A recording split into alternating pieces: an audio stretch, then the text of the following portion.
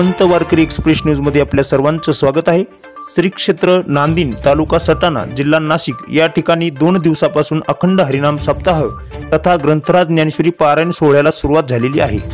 कोविड-19 मुळे शासनाच्या नियमाचे पालन करून लहानापासून तर मोठ्यापर्यंत ग्रंथराज ज्ञानेश्वरी पारायण करण्याकरता सर्वजण उपस्थित होते।